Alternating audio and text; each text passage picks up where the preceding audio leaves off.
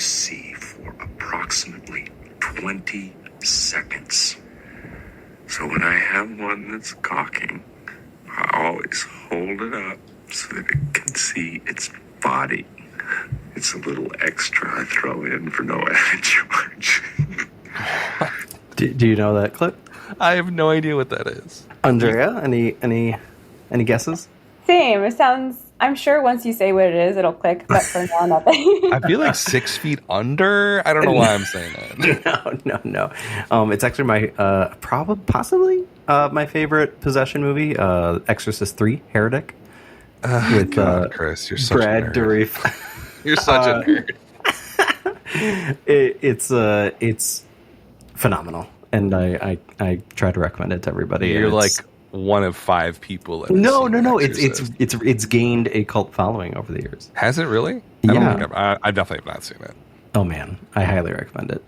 Not the second one. Well, the second one's fun in a bad way, but this one is like legitimate. I don't think I've seen the second one or the third one. Oh my god, that's terrible.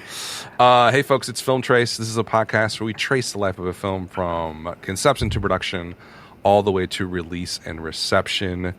This is episode 2 of our season on the indie darling A24. We are covering Talk to Me, which came out in 2023. And then one of its inspirations, Possession, which came out in 1981. Special guest, Andrea Gomez. You've been on the show before, right, Andrea? Yep, I have. So what's been going on with you? How's life? What you been up to? Right now, I am in sunny LA. Nice. Currently working in entertainment and film and TV. I work for a production company called One Community, and we make movies with social impact.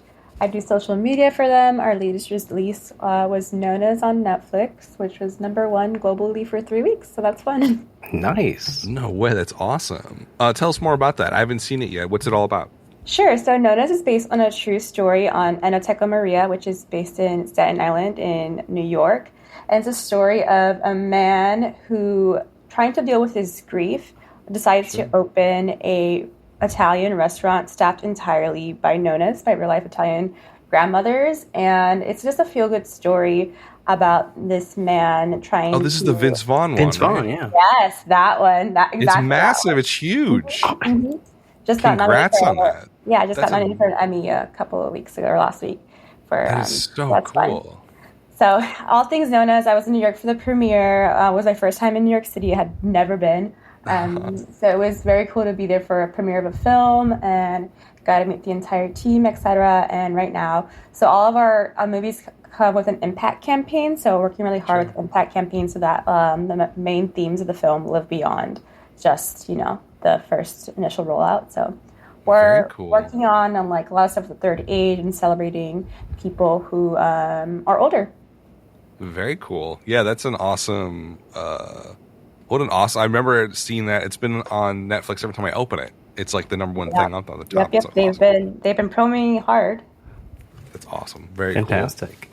Cool. And I'm not mistaken, Andrea, you have a book coming out soon?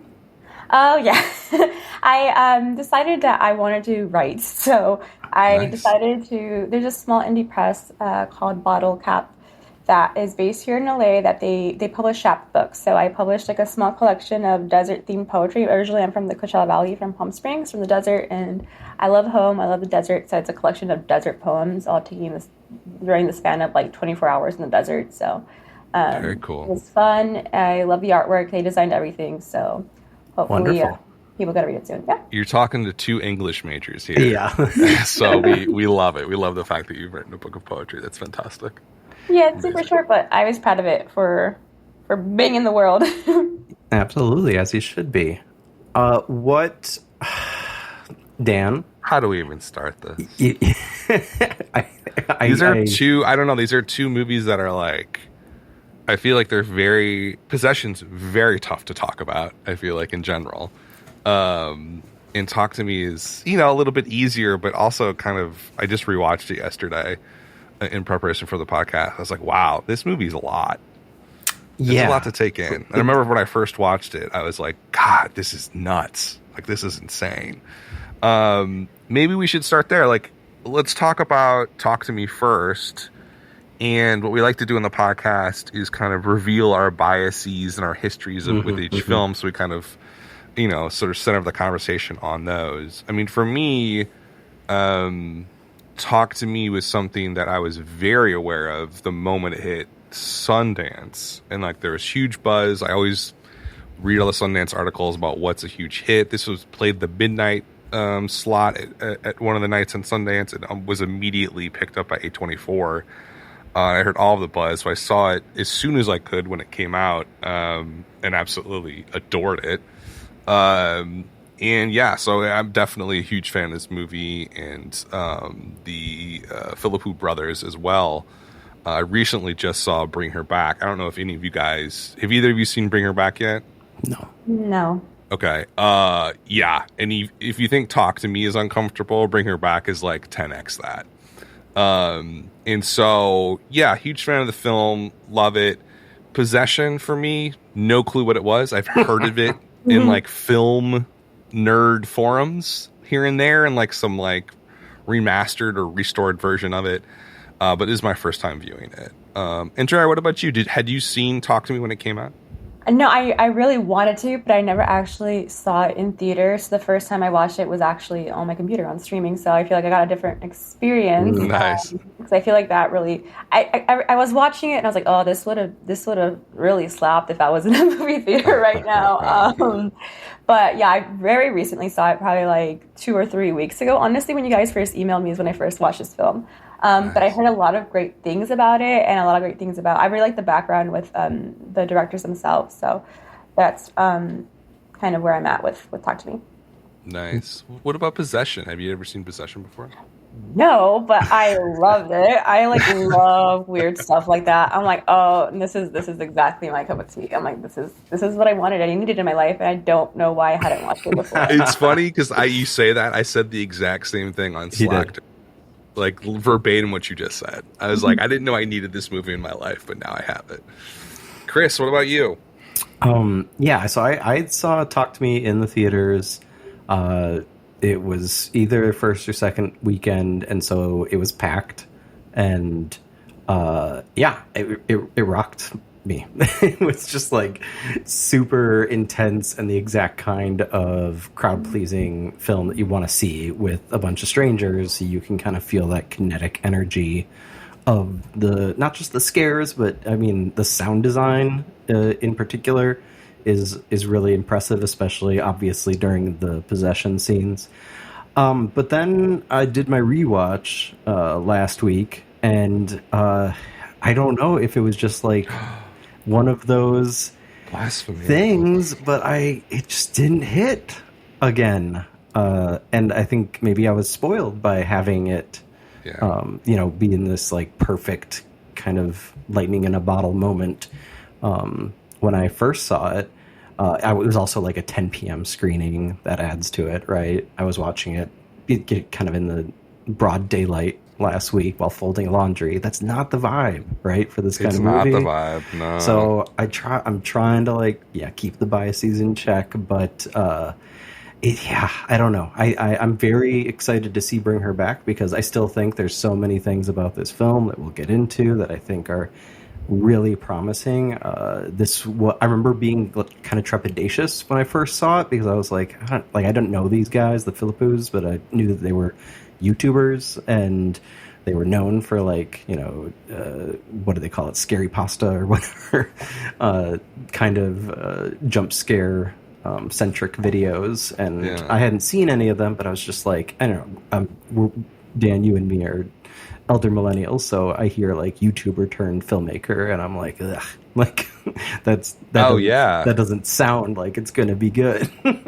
No. But yeah, I mean, I think that they show tons of promise in terms of like the craft and all the technical aspects of creating horror. I don't know.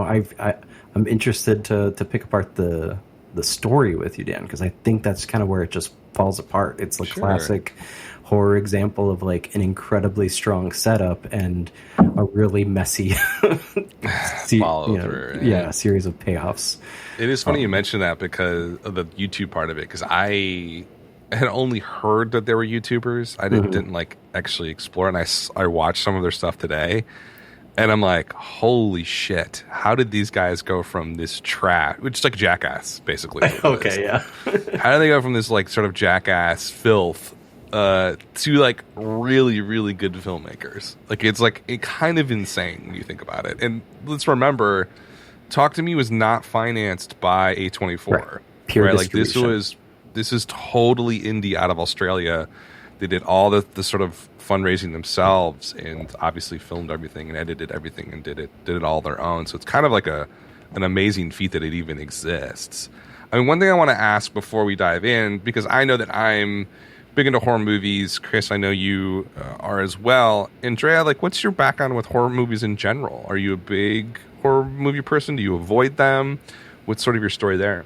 I love horror movies. This is like my favorite genre ever. Not only horror movies, but horror like books. I love reading anything scary, spooky, especially for me, like Latin American stuff. So translated lit is especially like my thing. So I'm a big horror fan. I really love the genre, and I'm excited for this kind of like newer wave of horror that's coming in. I think especially into the mainstream. I think it's really interesting. So yeah, I love it. Do you have any like favorite horror films that come to mind? And okay, yeah. So The Exorcist, the first one, is probably my favorite horror movie ever. But I really like A Girl Walks Home Alone at Night. It's one of my favorite horror movies as well. I love vampires. And then La Llorona by Jairo Bustamante. I think it's like the best Llorona movie that I've seen, like the best take on it. It's so like haunting, so atmospheric. If you guys haven't seen it, I would definitely recommend it. I've not seen it, no. Yeah, this is not the Conjuring universe one. No. Yeah, you should. I think it's on Shudder, if I'm remembering correctly. But it's just a really great take. It deals with a lot of indigenous rights issues in Guatemala. It's a great movie. It's so spooky. The acting is great, and I really love that movie. So those are my top three. And of course, like I love A Nightmare on Elm Street. Like I love all these like other films as well. But I really do have a big soft spot for international horror. Yeah.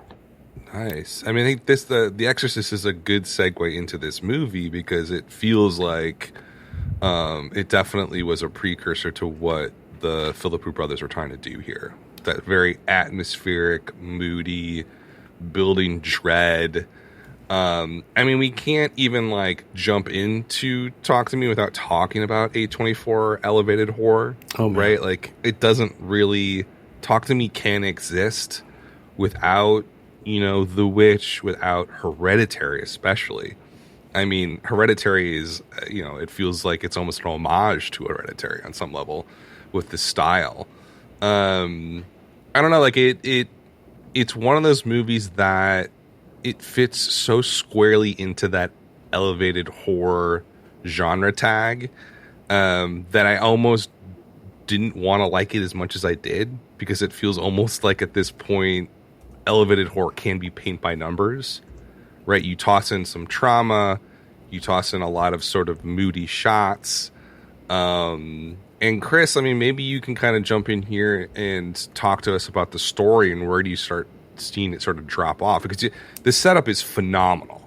Yeah. Like the opening 30 minutes of this is like unbelievably good. So talk to me about it. Talk to us about it. Talk to me. I get it. Go on. So, I mean, I think it's one of those. I feel like I've used this analogy before, so forgive me. But when you have a premise this strong, and they didn't have the hand, which is used as kind of like the totem for our teenage characters to willingly become possessed temporarily by these gruesome spirits, and it's kind of like a parlor game. But the analogy is that it's like, that Twilight Zone-esque, really like promising, symbolic, but also like really like, oh, would you do it kind of questioning going on, almost like, the ideal like Ray Bradbury middle school short story.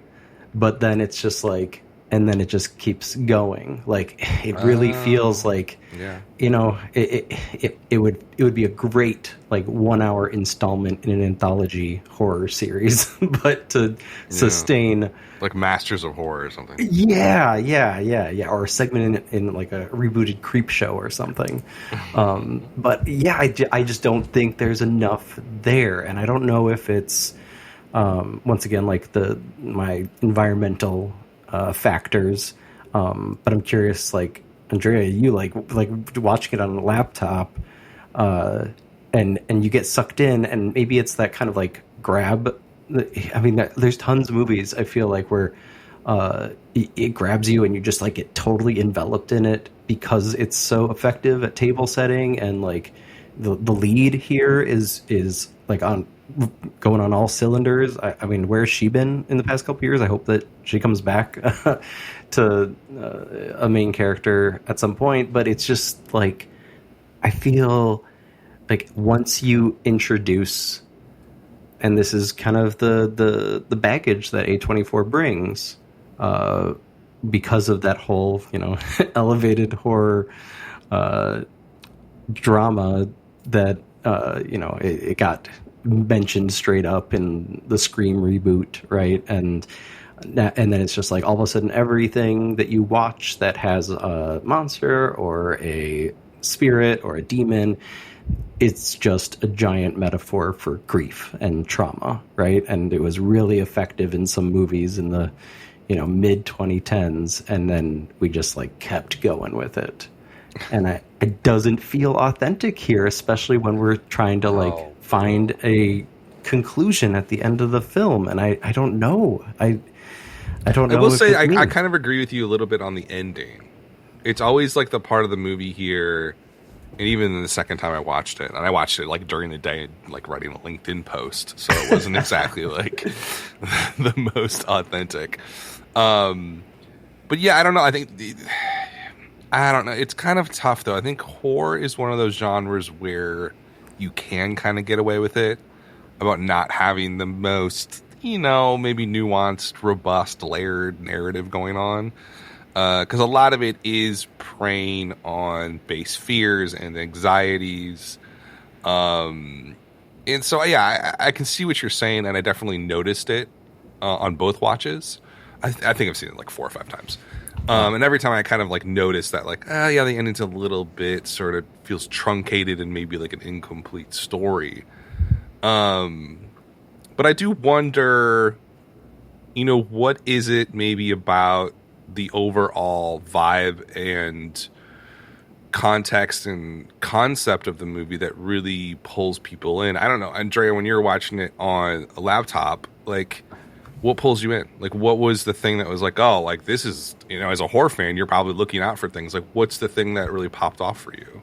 Well, first off, I watched this like in a completely dark room at like midnight. So I wanted to okay, yeah, that's all right. Create as close as possible to like, a movie theater experience, and I was like, I need to set the scene here. But I do agree. I do somewhat agree. I think that like parts of it felt really, really thrilling, and other parts I felt like it was one step away from like giving me like a satisfying like feeling. I feel the ending especially. I don't think a story should have like a moral or even happy ending to like feel complete, but I do feel like as audience we should kind of know who our characters are, and we know, like, I think the main actress, she did a great performance. I loved it, but I don't really know if I know exactly who the character is, and right. And as an extension, I don't know how real she felt. So that ending, I don't know how earned it felt as an audience member. Like, kind of just happened, and I didn't feel as much impact. I feel as if the film was hoping that as an audience member I would be kind of getting. And then, sure. I mean, to deal with the A24 of it all, I mean, I think it's interesting to think about, especially because A24, I think, semi-recently announced they're changing their mandate, and they're trying to do more like commercial and big action IP things. So with that context in mind, I'm like just very curious. I know there might be a sequel to this if that would, shift the way this series would continue, I guess, or how horror in A24's mind will work in the future, Yeah. Yeah, there is going to be a sequel, supposedly, but they keep, it's the regular line of like, we're just waiting on the right script. And so I don't know. I could see that. I agree with you. I think there are some horror movies that are just like Nightmare on Elm Street to some extent. It works completely well and perfectly on its own, but it's also very much like this beginning of an epic franchise. I don't know. I think that what kind of drew me originally to the film and made it feel like electric, besides the environmental factors, were in part the performances, because I did, like, even though the characters weren't fleshed out necessarily, like, it did feel very much like there's so, I mean, that's, you know, the old horror trope, right, is like 30 somethings cast as teenagers. These really felt like she makes some this is Sophie Wilde, and I've just reminded that she was in Baby Girl last year, so I think she's doing okay. And she's going to be in the next Iñárritu movie, but that feeling where you're like, these teenagers are making some pretty dumb choices, but because they actually come across as like, risk taking, not really thinking things through, frontal lobe is not fully developed yet, you end up giving it a lot of grace, which is maybe just one of the reasons why we've always kind of connected teenage characters with horror movies, because your characters have to make some poor choices in order to get murdered, right? What do you think, Dan, was the thing that hooked you originally? Because you saw it, were you like me? You saw it in the theater and then rewatched it a bunch of times at home? Yeah. What makes you come back to it 4 or 5 times seems a little egregious. Yeah, I'm a glutton for punishment. I will say this, like, there's something about Talk to Me that, I mean, both of you have seen Hereditary, right? Mm-hmm. Andrea, you've seen Hereditary? Okay. Mm-hmm. I saw that in the theater. It was Sunday morning when I saw that. It was me and like 2 people. And I remember the car scene. And it was the only time I've ever seen a movie, or as a movie there, where I felt like I had to leave. I was like, I cannot sit here and watch it. Like, this is insane. Like, I wanted to throw up. And like, Talk to Me does that too, but like in like these smaller doses that actually make more sense within the story. No offense to Hereditary, there's no story. But I think for me, it's like that. And I've always trying to figure out, like, what is it about these A24, these elevated horror movies on the sort of Ari Aster side of things that are so unnerving. There's something about them is so different than horror from the 90s, 80s, 2000s, early aughts and stuff like that. It very different. And it is this sense, it's not just gore, it's abjection, right? There is something here that is so unnerving on a very, very visceral level that goes beyond gore, right? It's like emotional terror. And I think for me, I love exploring that. It's one of my favorite things to sort of see on screen, because to me, it's kind of hits at the core of what horror is all about. It's about exploring these feelings inside of us that we are very uncomfortable exploring and talking about, and it's putting them on screen in ways that are so explicit that you cannot avoid these feelings. And I think Talk to Me is one of those movies that really does that so well.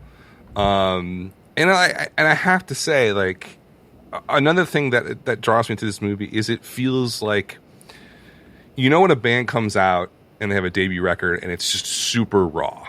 It's like a raw punk album. Like, think of like the Yeah Yeah Yeah's first EP. You listen to that, you're like, this is insane. This is amazing. That's what this movie feels like to me. It feels like a punk rock debut. It is so powerful and potent, and the imagery is so well done. It just feels incredibly raw. And I don't know. I think for that, like, to me, it's just like this immediate visceral draw to the whole thing that, like, it is also a fresh voice, right? Like, as much as this is indebted to the elevated stuff in the mid 2010s, like It Follows and Hereditary and Raw and The Witch, this is not that. It's something else. Like, this is definitely a new voice in horror, and I think that was also a huge draw to me. Yeah, I mean, I don't know. It's one of those movies that I can see why A24 saw this at Sundance and was like, we have to have this now, right? It's one of those movies that just blows the door off the hinges immediately when you watch it. I don't know, and I think that, like, I'm trying to, like, think about, like, just to sort of 2 points that you guys brought up.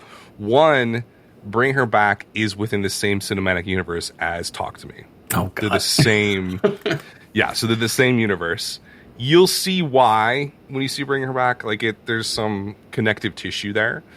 And it was funny, in an interview, they talked about doing Bring Her Back, and they kept asking if they could do it. They had this script, and the people kept coming back and saying, just do Talk to Me too. Just do Talk to Me too. So it's like there's definitely was pressure on them to just make a sequel to this to move things forward in that same direction, but they chose a completely different direction to go in a very different type of story. So yeah, I mean, I think, you know, where does this sit? Talk to me in terms of, like, we're all horror fans here.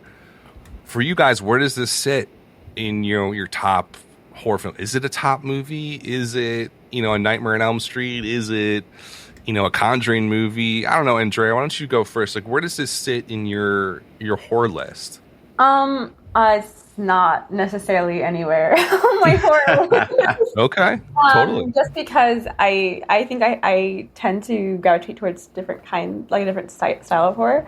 Not to say it's not a good movie. I mean, I really enjoyed it. I just wouldn't put it in my own personal list. I do think it'll probably, like, you're talking about Hereditary and movies like that. There's, like, a newer wave of, like, I think, of horror that this would probably be really well grouped alongside with. Mm-hmm. But personally, I wouldn't put it in any of my lists. Yeah, and I would agree. I mean, I think you guys are both killing me over here. I'm like selling this film with all of my heart. I know, and you guys are not good. No, I get it though. Like, but what's holding you guys back? I mean, Andrea, you sounds like, what type of style of horror do you normally kind of gravitate towards?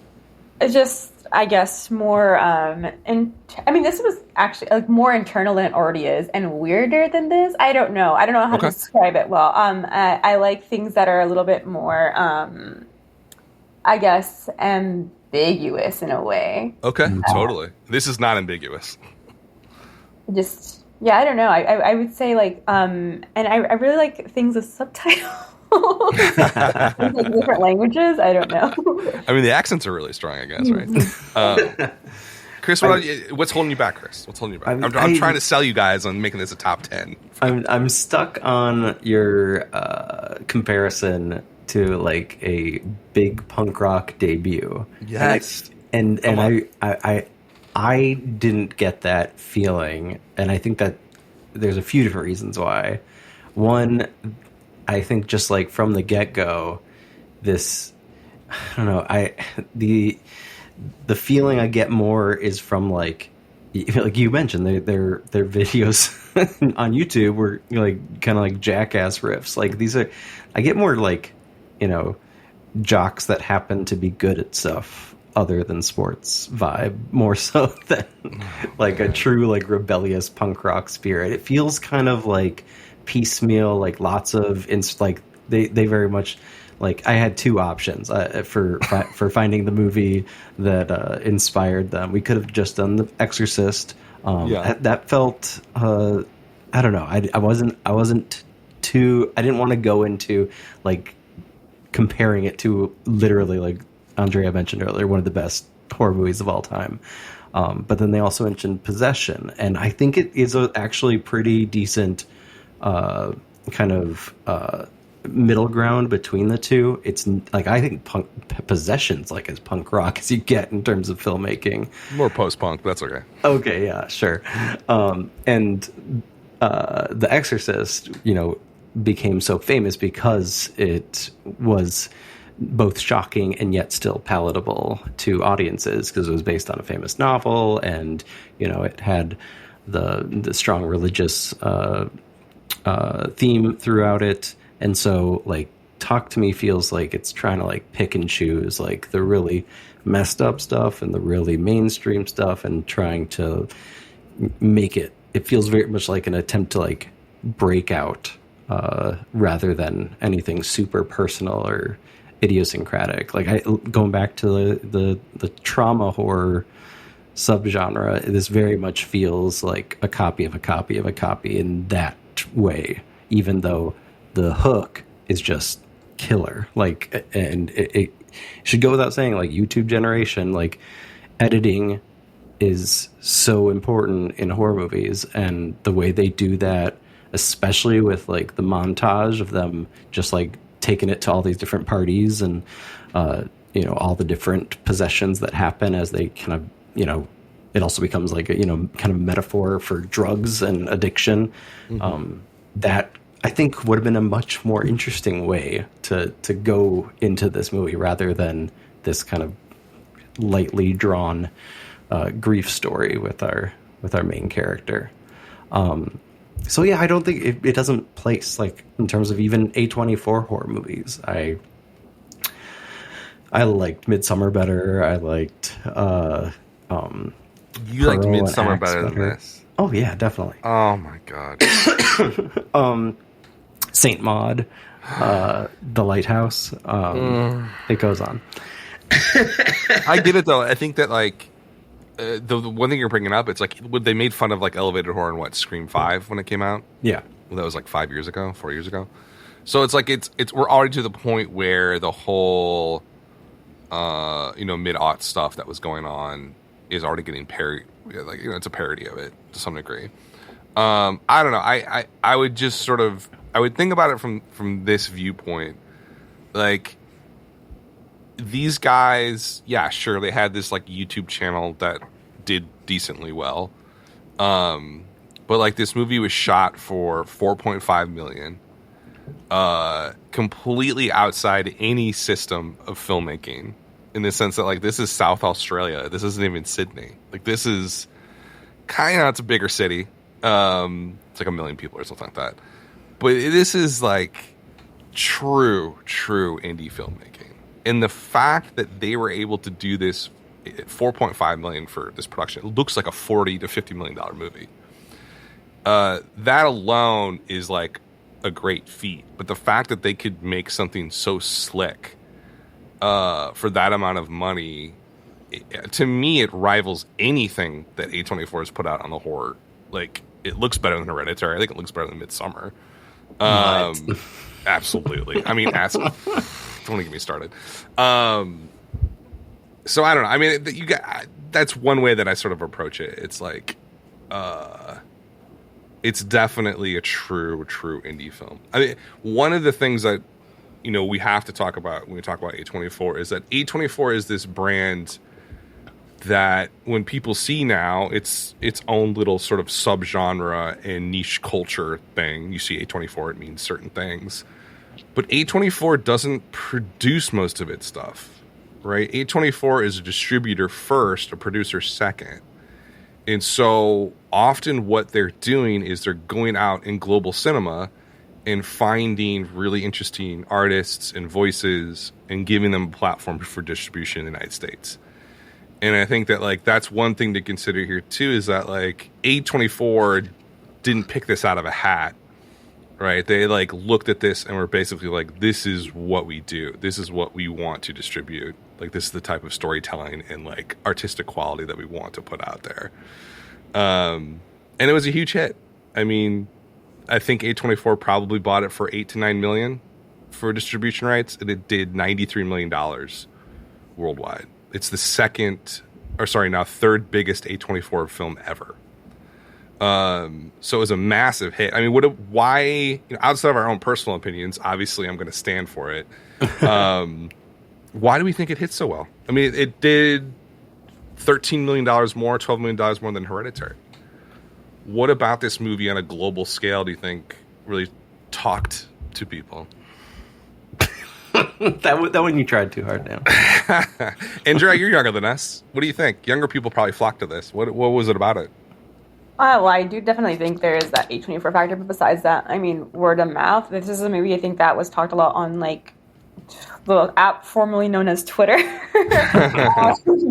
and like Letterboxd, etc. Like I feel like a lot of folks online really gravitated toward this film, and it kind of like grew its own like market, like guerrilla marketing almost in a way. I think A24 does that pretty well as well. Yeah. I think it's worth noting that, you're totally right. They were much more distribution focused in the first like 5 to 6, maybe even 7 years of existing. We've kind of, this movie kind of signals a turning point though, because as I'm looking through all the 2023 releases, this is one of only 2 movies that was not also produced by A24. Actually, they didn't do another distribution only release until a full year later with Sing Sing. So they're like very much in the zone of like production here. So it is very interesting. I will say that it's like kind of amazing that these guys were doing their own thing in South Australia, and it just happened to coalesce pretty perfectly with what the kind of collection of works that A24 had become known for itself. And it's released in the summer, like right before they re-released Stop Making Sense and right after the run of Past Lives. So like this is not, in I think that helps too. It's not like in the midst of all those other kind of A24 horror movies. Like this is very much like their 2023 horror tentpole. Like they're very they're like the Philippous. I think they knew what was gonna hit, what was gonna be audience friendly, and they were super smart about it. Like that's how they kind of become so quickly within a little more than a decade from a truly independent studio to essentially now one of the majors, because they know what it takes. And they didn't really put out another horror movie after this until, obviously the word horror can be different in when you're talking about like artsy movies, but like true horror, like the next one they put out was the next July, Maxine, which didn't do as well as I think they were hoping for, being the third in a promising trilogy. So, and then they had The Front Room that bombed. They had Heretic, which was their big hit for horror in 2024. Yeah. I don't want to dwell on that one too much, though. Wait, why not?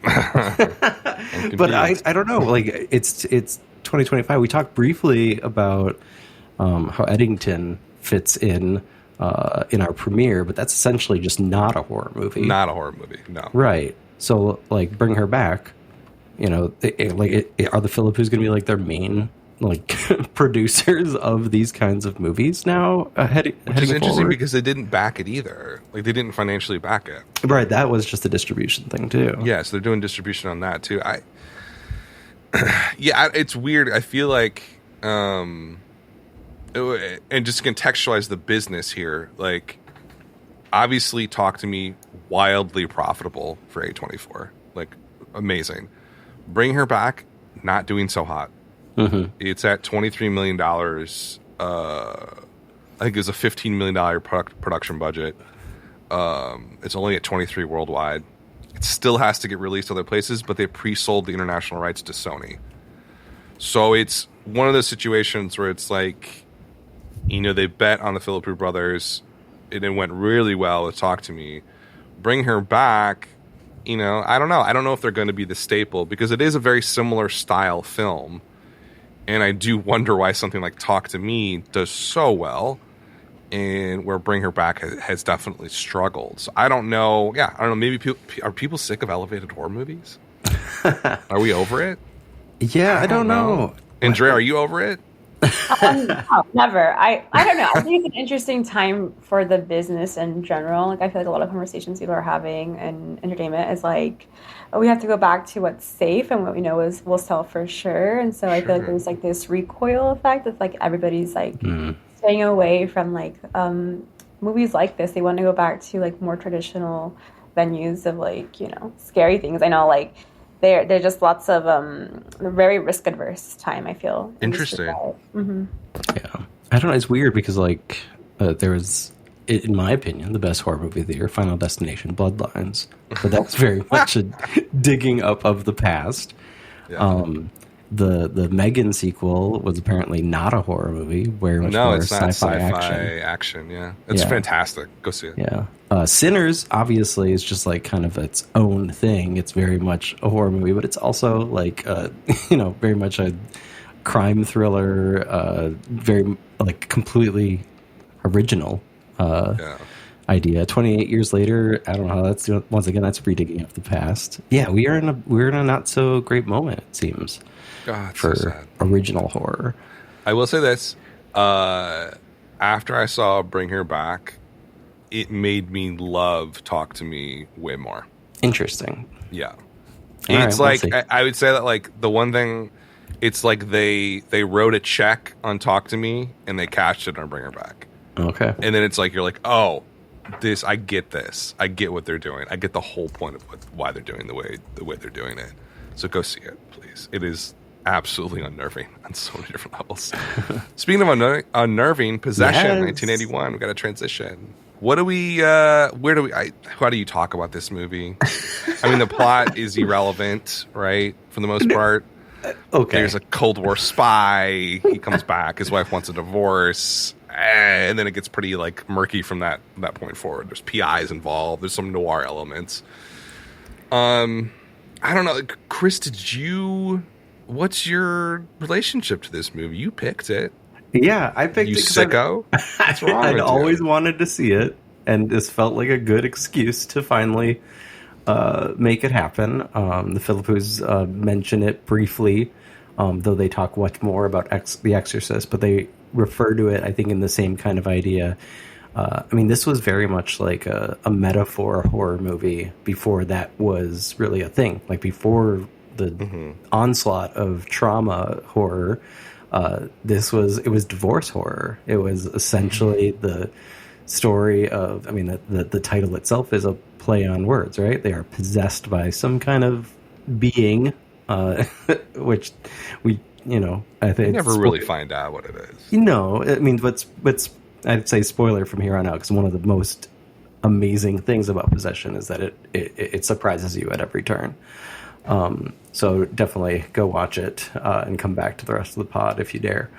The other meaning, of course, being of that idea of the patriarchal possession of the matriarch. They have a little kid. They have clearly had their troubles, and that's kind of as far as you get in terms of like straight narrative. So I'm curious because I have my own answer, but I want to hear from you guys first. Andrea, for instance, when did you realize that this was like not going to be what you typically think would be a possession movie about a husband and wife? I think of the scene specifically where they're like cutting themselves with the electric knife. Yes. Yes. This is the turning point. I'm like, oh, I see where this is going. It all clicked for you when they brought out the turkey carver. It was similar for me, but there's a scene even before that. I think it's before that. There's a scene when they're in the cafe with the mirrors. Yes. Remember this? Is Yes. that before the knife scene? I think it is, right? Maybe. And he like loses his mind and like starts throwing chairs and chasing after her. Yeah. I'm like, number one, I was watching that and I was like, just give me more of this. Like this scene where they're like, he's sitting in one corner, she's in the other corner, like catty corner to each other, and then like you can't see them in the mirror. It was just like, this is so good. Like I'm a sucker for like maybe cheap stuff like that, but I was like, this is God, the metaphors are just so. It is one of those movies where the subtext is shoved in your face constantly, and I think that's not for a lot of people, right? Like it's just maybe I feel like Love Witch is another one of those movies where like the subtext is just like constantly thrown in your face and be like, metaphor. This is a metaphor. That's a metaphor. But it's also incredibly strange. It's an unbelievably strange movie. Andrea, you like strange stuff. Like what? What about this movie? Like really pulled you in? Like, what is it? The performances? Is it the weird ghoul, like whatever you want to call him, monster? Like, what is it? Well, first of all, I love the monster guy. He's great. Oh, yeah. But I think the performances they were very strong. But I think it's just that it's a movie that is like keeping you as the viewer on your toes, and like you think it's gonna go one way, and it's like nah, no. Like we're gonna go this way, and we're gonna get weirder, and you're gonna keep watching because you're this invested now. You can't take your eyes away from this. So I feel like just I guess breaking conventions in that way, but also just trusting your audience that they can handle some very weird situations happening on screen, and just exciting to watch. I don't know, just something that makes you very rewarding. I feel almost in a way, even if you don't enjoy this movie, it's an experience, right? This is a movie that's an experience. Whether you love it or you hate it, it's something that you won't forget, and I think that's what makes it really special. Yeah, if you sit through the subway scene with Isabella on Johnny and just sit there and watch it, it's like you deserve like a medal or like a merit badge, because it is so uncomfortable. And like, it's just, I was sitting there like, again, watching it in the afternoon on my computer screen, just enthralled with it. It's so bizarre and so over the top that you can't look away. Like, you just can't, like, it's not even like a car crash. It's more engaging than that. I don't know, Chris, what's, I mean, both me and Andrea sound like we love it. Chris, what are your thoughts? Yeah, no, I mean, I am obsessed with this movie now. I feel like one of the things that made The Exorcist so special back in its day is that its depiction of possession was so unnerving and jarring that it like legitimately like felt like people called the movie demonic, like felt like that William Friedkin was some kind of sorcerer that had tapped into a satanic kind of filmmaking style. And I felt that same kind of intensity here. This is a Polish director, is that right? Yeah, Andrzej Żuławski, and it's drenched in this torment of not just the domestic, the familial, but also he talked about the deliberate choice to film it at their apartment buildings, like directly adjacent to the Berlin Wall, right? Yeah. And so you've got division there to the nth degree, but then also like one of his most interesting, it seems like very famous quotes. I don't know this director a lot, but this is definitely his most well-known film. But he basically says like the best kind of like the most truthful and genuine type of art is that which is born by Holocaust or apocalypse. Like that idea of like the absolute like worst thing that could ever happen. And yeah, I think that's one of the things that makes it so like you said, you can't look away. Like you need to know it's like, I don't know, like James Woods watching the tape in Videodrome. Like you just have to like get sucked into it, even though like it's gonna give you nightmares. And I think that kind of propulsive, very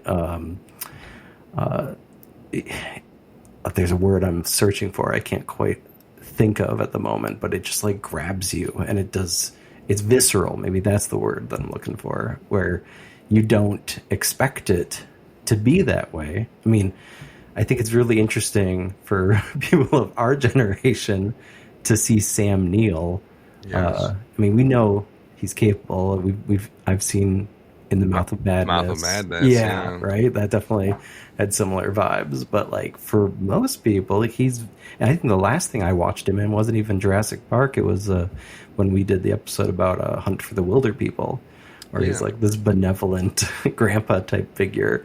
And to see him here with such intense, like Event Horizon comes to mind too. Like, exactly. Like, I think Paul W.S. Anderson probably saw Possession and was like, that's our guy that's gonna take his own eyeballs out.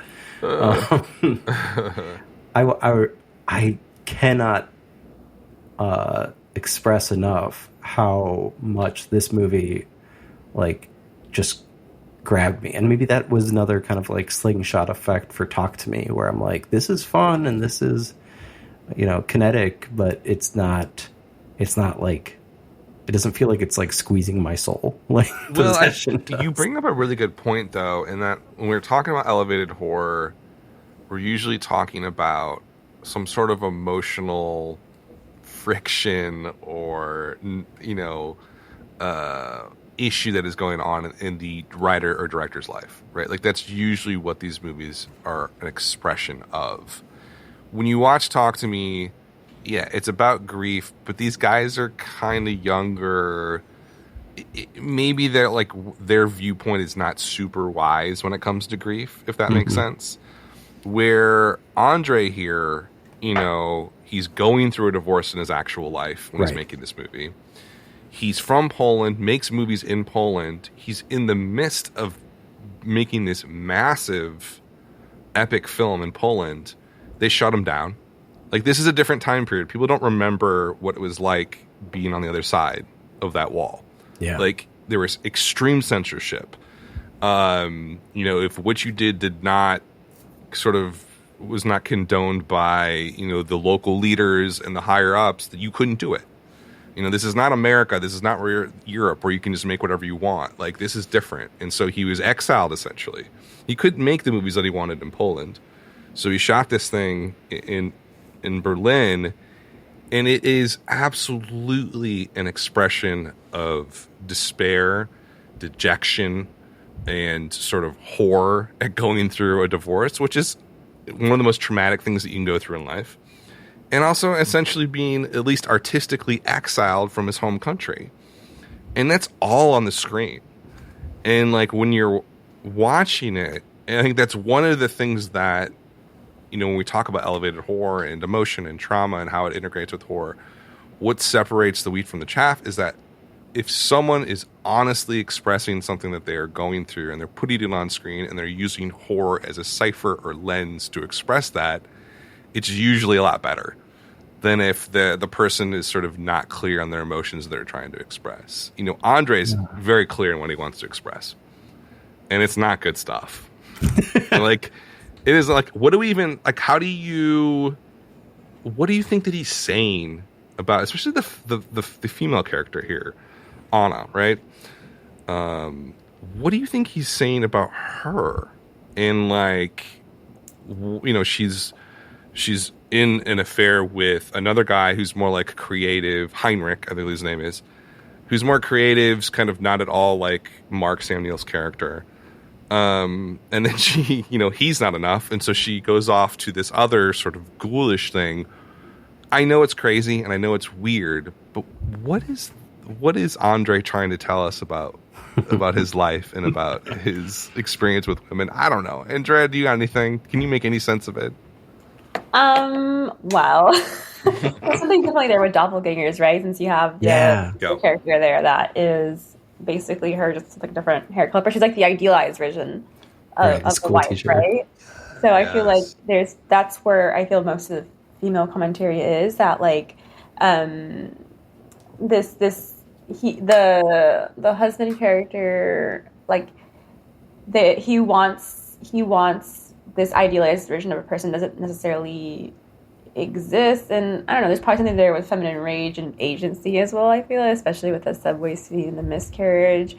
I think I would have to rewatch it again, honestly, to really try to make something out of it. But I do feel like it's a movie that you're like, yes, a man wrote this movie. Yeah, it's definitely patriarchal, without a doubt. Without a doubt. Yeah, I mean, like, even like the, oh my God. Does it feel, is there a layer of, well, here's a question. Do we feel like modern elevated horror is indebted to Possession? It has to be, right? Like, what else came in the 80s that was like this? Right. I think that it is in this kind of weird zone. I think it's interesting that it's post Halloween but pre Nightmare on Elm Street. Yeah. And so it felt very much like, and this is also, you know, the death of the 70s, and like from the American point of view, it's all Reagan all the time, and so you have Gross. kind of this vacuum created in the film world. Like, I think that even though it's not nearly as surrealist and shocking, though perhaps it was at its time and is very foundational for us as horror lovers, but like The Thing comes out the next year, but that's also very much like this incredibly stylized, unforgettable movie about identity, about like you know, trying to figure out who we are and who each other is. And this is all, you know, kind of maybe a long-winded way of just saying that I wanted to share that to get this movie released in America. The first thing Żuławski said to an American producer who helped co-finance the film, they asked what it was about, and he said that it was about a woman who fucks an octopus. And then that's how you get Carlo Rambaldi, the guy who designed the xenomorph in Alien, as well as Spielberg's E.T., to create this entity. Is that true? Yeah. I had no clue. That slowly reveals itself. And I think the most interesting part of this is because Żuławski's, you know, kind of playing with American money here, and he essentially, Rambaldi runs out of materials to work with. And so that's where so much of like the ingenuity came from in terms of like, what is this creature? How much of it are we going to see? In what kind of, you know, camera shots are we going to be revealed of it? I mean, that's top shelf creature design, and that's also something that was a hallmark of The Thing, and some of the best, most memorable horror movies. And so that's where it kind of becomes interesting, is like, this is a creature feature as much as it is a really like highly metaphorical possession movie. And it's almost like, I feel like that's a little bit of why the second half of Talk to Me didn't really like hit, is like, you get this little bit of, you know, the brother Riley kind of getting sucked more and more into this underworld of nether spirits, and it's very much like abstract, and it's much more rooted in the real life of like the non-possessed trying to figure out a way to bring him back. No pun intended, once again. What do you think is the? Well, I mean, because I don't know if we're really getting this. Like, we're getting like a kind of sanitized version of this with elevated horror. Am I wrong in thinking that? Like, this feels still so much more different than you know, even the best elevated horror, like It Follows. Like, this is uncanny. Would anybody dare do something like this today? No, absolutely not. Like, this is, I mean, you just have to keep in mind that like this film was so out there that it got added to the video nasties list in the UK. So it was banned. When was that? I guess the 80s through like the early 90s. Completely banned in the UK. It could only get released in the United States with massive cuts. So it's like an 80-minute cut. Yeah, so people did not really see this movie outside of Europe until probably the mid to late 90s. So, you know, it's definitely, and the filmmaker, you know, he went on to do other things that are good films, but like he never, you know, he's always on more of the experimental side of things and stayed there. Right. Yeah, you bring up a really good point. Like, it's like, there's a whole part of this film that is 100% in that psychological focused terror, emotional terror. But then it makes this transition and says, screw it, let's double down on this and make it's a film. Let's make the monster real. Let's not make it in your mind. Let's not make it an expression of your grief. Let's make the monster real, because monsters are real. Right? And I think that like that's like the kind of cool point to this, is that And I think when you look at, and you'll see this, I think, if you see Bring Her Back, because I think they do make this sort of leap. In Talk to Me, you're right. Like, they don't, there's glimpses of the other world that exists, but it's just glimpses. And we always stay in sort of the normie world. But Possession's just like, no, let's go there. Let's actually show this stuff for what it is inside of us. And it's not pretty. It's like disgusting.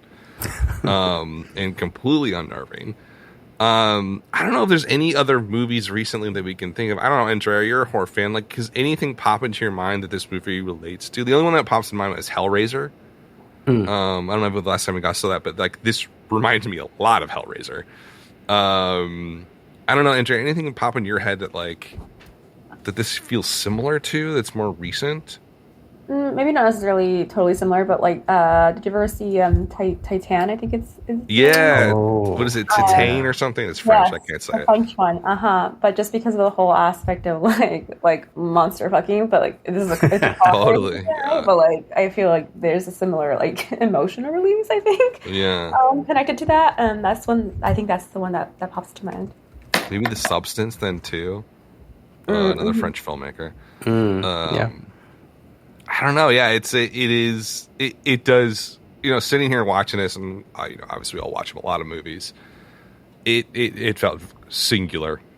Like, this is the product of a man who was extremely depressed in a moment in his life, and somehow got the money to make a movie like this, and just went for it, knowing that like. He must have known when he was making this that it would never be able to get released in the UK or the United States. Like, there's no way he thought that this was going to work. Yeah. Like, that's the thing that like blows my mind. Like, that's the type of like artistic courage that we often do not see. Yeah. It feels even less like pretentious than your average kind of surrealist nonsense. Yeah. Because because you just feel that pain on the screen. Like, this feels very raw, and he's not, doing this for the sake of being obtuse or weird or he's not highly Ari Aster. symbolic. Oh, okay. I'm trying to preview, going back to our premiere episode about anything. Anyways, yeah. Yeah. That's a really good point. It's not pretentious. Yeah. Which is so hard to do, because I feel like there's so many, and horror, I think in particular, there, I love Shudder, but there's a lot of stuff on there that is just directors trying to be as highfalutin and odd as they can without much of a reason. I mean, there's shock for shock's value. Yeah, exactly. Which is very popular in horror. I mean, we lived through it with like the torture porn era. Oh, right. Yeah. Right. And like, God, blocked that that's out. one thing that popped into my head about Talk to Me and Possession, and even like Midsummer and Hereditary, is that like comparing the violence and the sort of disgusting gorish scenes in these movies, Possession included, is so much more unnerving than the stuff we saw in Hostel or Saw. Or Saw, yeah. And I do wonder about that, because it is, in Hostel, there's disgusting things that are on screen, but they don't feel like the knife to the head in Talk to Me in the opening. Mm-hmm. They don't feel like the young kid hitting his head on the desk over and over and over again. In the same way that like, there's scenes in Hereditary and Midsummer, that are similarly like horrific in a very specific way that's beyond gore. And Possession is obviously filled with that. The copulation scene. You're like, what the hell is going on? I like that you refer to it as the copulation scene. Yeah, whatever you can call it. Oh my gosh. All right, any final thoughts? We're going to do some trivia here in a second. I don't know. Any closing... My closing thought is this. Guys, go see Bring Her Back. Like, you gotta... I'm telling you... It's not even in theaters anymore, Dan. It's on digital. Come on, okay. Spend $20 and get it. I spent $25 and bought it, I believe. I'll let the guest have our final thoughts before we do trivia. I'll just say, and while I'm giving my final thought, you guys should open up your graphic on the doc I sent over, so you have some multiple choice possibilities. Scroll to the bottom of it. My final thought is simply like, I yearn for more movies, and especially horror flicks, to go beyond trauma and grief. And I really just like wish, especially after seeing Possession and how it is not about either of those topics in least, but it's still about so much. I just hope that we can find new ways to derive good horror, entertaining horror, and meaningful horror from more than just how sad we get when we lose people we love, which is definitely a valid topic. But let's explore other territories. And Andrea, any closing thoughts? Any thoughts about Possession or Talk to Me? Well, hopping off of that, I definitely agree, but I also really hope that studios and financiers give filmmakers the opportunity to explore different kinds of horror films and give them that space to really be original and create and have more opportunities for like first-time filmmakers or filmmakers from unconventional backgrounds to really explore what horror means to them. And I feel like IP is the name of the game nowadays. And I just hope there's so many great horror books, and me plugging in the books. There's so many great horror books out there that I hope see the light of day one day. That are kind of along the lines of Possession, etc. And I feel like there's so many great opportunities for filmmakers to take advantage of this and really create really interesting works of art. Yeah, great point. I feel like horror novels are kind of in a renaissance right now. So there's so many opportunities for adaptation. Okay, are you two ready with the graphic at the bottom? Trivia for those listening. I've given a graphic to both my co-host Dan and our guest Andrea of 10 A24 films that were released the same year as Talk to Me, 2023. I'm going to read a quote from a director of one of these films talking about what film inspired them during the process of writing, blocking, storyboarding, whatever, making their movie for A24. Best out of 5 wins. Are we ready? Go for it. What do we got? Okay, number 1. The writer-director found inspiration in Hideaki Anno and Shinji Hikuchi's 2016 political thriller Shin Godzilla, which looks beyond the legendary monster tearing Tokyo apart to how, quote, the government and bureaucracy failed to respond to it in all of the very banal and satirical ways that the government would fail. What? Who was inspired by Shin Godzilla? Which 2023 A24 film? Civil War? Nope. Zone of Interest? Nope. Oh, that was my second guess. This movie has to do with the horrors of bureaucracy in a very different way, because it has to do with a wide-scale problem that is maybe a little more Charlie Kaufman in nature than Godzilla. Dream Scenario? There you go. I don't even know what Dream Scenario is about. So. Oh, it's a. I don't know if I can recommend it, but it is an interesting riff on the idea that what if everybody started having the same dream, and Nicolas Cage's character is the center of that. Very, very bizarre inspiration for such a film, but that's why I picked it. Okay. I'm gonna follow up with a softball of sorts. I think you can get this one. There were certain things I used as references for certain elements just because I thought that the philosophy behind whatever those things were was useful. Like when I was thinking about background actors and populating the world with as many distinctive people as possible, I watched Jacques Tati's Playtime, and I had my assistant directors watch it for inspiration. There were some stylistic references that I gave the animators of the play sequence that felt to me like the right inspiration in particular. So Beau is Afraid? Yeah, nice work, Dan. So Ari Bo, Aster.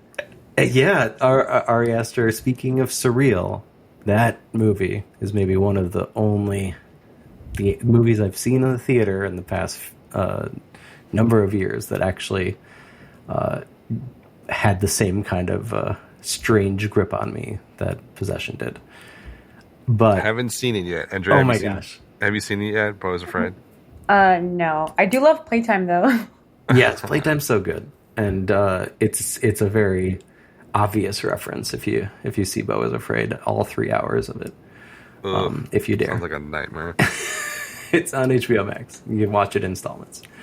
Okay, number 3. Here's a weird one too. I would say the film I was most influenced by was actually Dazed and Confused, because I sought out that tightrope between masculinity and vulnerability, and between brotherhood and friendship. In both Linklater's film and mine, it's very complicated, obviously in very different lights. Iron Claw, right? Iron Claw? Yeah, nice work, Andrea. Nice. Very devastating movie, speaking of trauma and grief. But I can kind of see it, both in the time period setting and in the way the characters are written. Don't watch that one when you're already depressed. Number 4. All right, let's see if you can tie him up, Andrea. Number 4, let's go with this one. I saw this film when I was 15, and I remember being so taken by how awful it was. Saturday Night Fever is so much darker than you'd expect. The way it cuts to these dreamy dance sequences and the combination of grittiness and fantasy, it made our film feel like it could take place almost in the same universe. Love's Lives Bleeding? Yeah, you got it, Dan. Boom. Nice one. Rose Glass. Didn't love it. Oh my gosh. Did we discuss this on a previous episode? Probably. Okay. I don't think we've done an episode on it, but we both feel very strongly. I love this in movie. opposite directions. Okay, last but not least, and this is, house rules, always to the guest, that if you get the last one right, Andrea, we call you the winner. Are you ready? All right. So you get first guess. Number 5. Ultimately, actor and... Sorry, I cut and pasted wrong. Ultimately, the director studied a notorious scene in Joshua Oppenheimer's 2012 documentary, The Act of Killing, in which an Indonesian mass murderer vomits almost in mutiny with his own mind. There's always a way around, he says, leaving the technical specifics a mystery. They're tough. These are tough. Even with the... Andrea, go for it. You got the guess. Guess gets the first guess. Is this one Civil War? Nope. Zone of Interest? Yeah, there you go. I was going to say Civil War too, but you said it first. I was like, it's either or. Yeah, exactly. One of the mass murder movies. Andrea, thank you so much for joining us again. It's been a pleasure. And one more plug for your work, please. Oh, of course. You can. Thank you for having me once again. And you can, if you want to follow what all the kind of stuff that my work is doing, you can follow us at the #1 Community HQ. Or if you want to keep up to date with all my weird book recommendations, I'm on Instagram at Page Cactus.